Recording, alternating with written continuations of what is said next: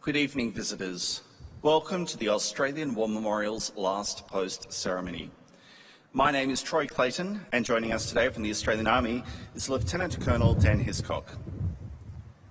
We welcome the veterans who have served, those that are still serving, and the families that support them. We also acknowledge the members of the RSL and Services Club Association, RSL Victoria, and RSL Queensland who are watching the ceremony broadcast around Australia.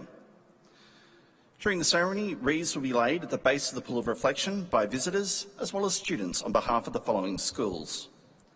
From New South Wales, Western Public School and Canilwindra High School, and from Victoria, Drysdale Primary School and Delacombe Primary School.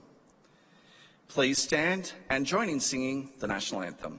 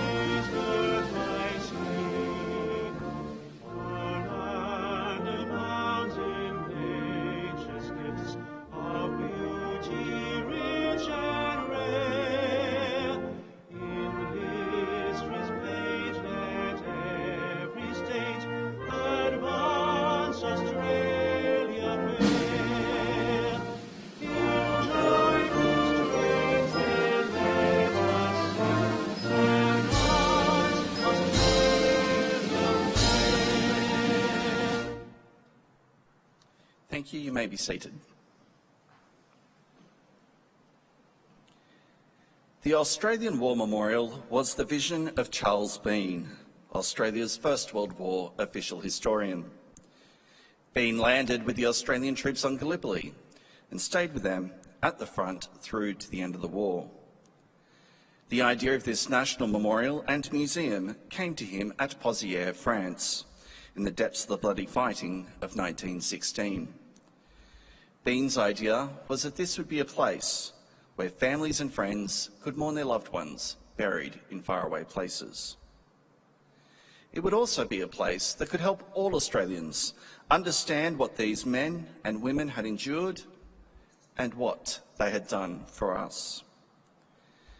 Bean's vision, to which we remain true, is best expressed as inscribed in the entrance to the memorial's galleries. Here is their spirit, in the heart of the land they loved, and here we guard the record which they themselves made.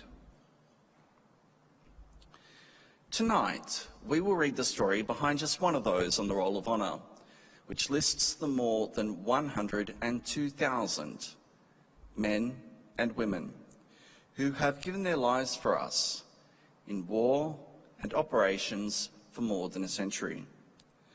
But first we present a lament, Flowers of the Forest. Wreaths or floral tributes will now be laid at the base of the Pool of Reflection.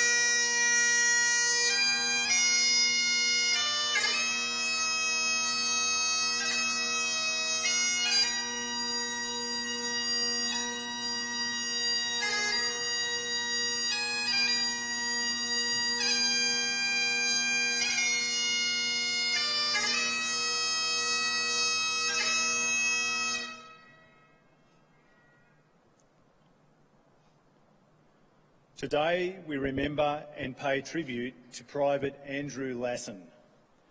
Andrew Lasson was born on the 19th of October 1892 in Bogantungan, a suburb of Rockhampton, Queensland, to John and Maria Lasson.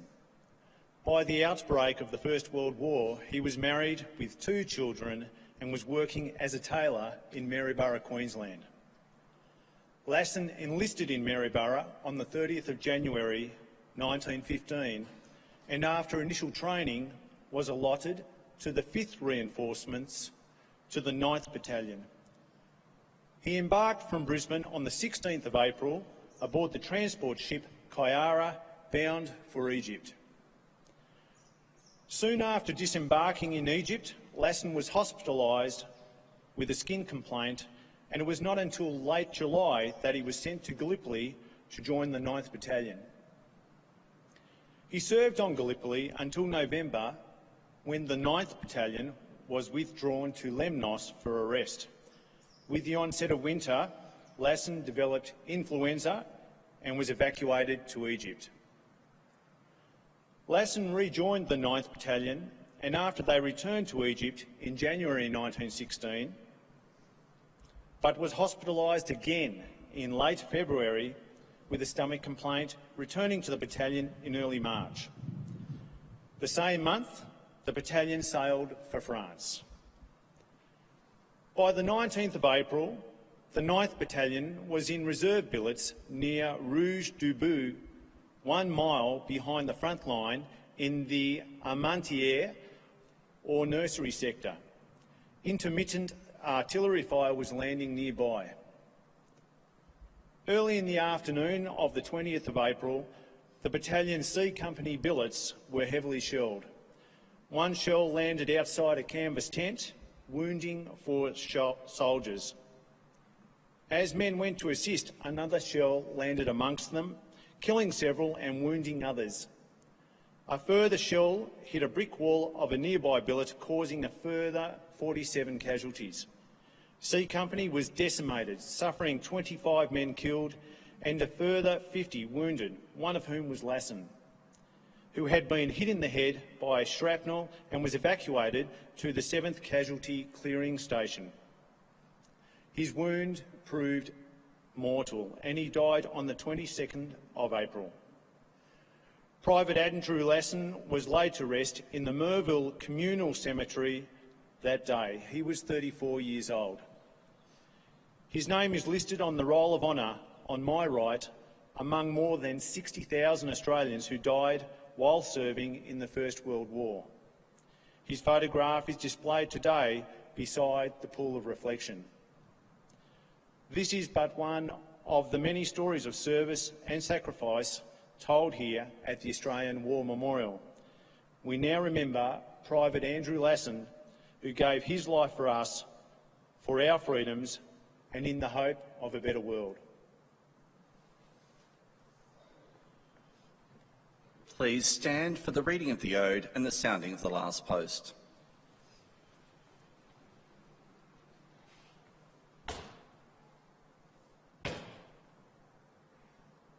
They shall grow not old, as we that are left grow old. Age shall not weary them, nor the years condemn. At the going down of the sun, and in the morning, we will remember them.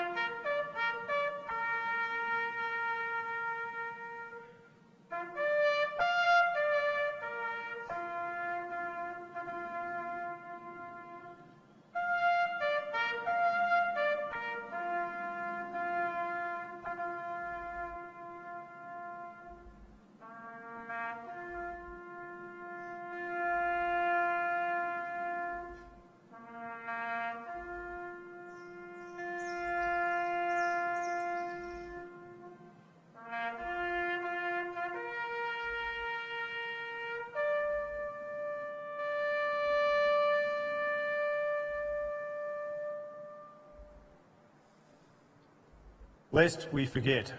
Lest we forget.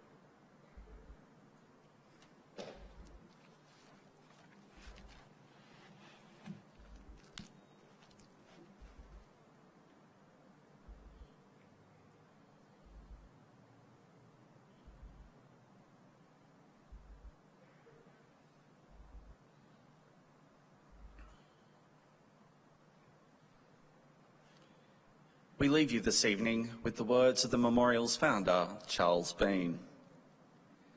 Many a man lying out there at Pozières or in the low scrub at Gallipoli, with his poor, tired senses barely working through the fever of his brain, has thought in his last moments, well, it's over. But in Australia, they will be proud of this. Ladies and gentlemen, girls and boys, that concludes this evening's last post ceremony. We'd like to thank you for visiting the Australian War Memorial. Wish you all a very good night. Thank you.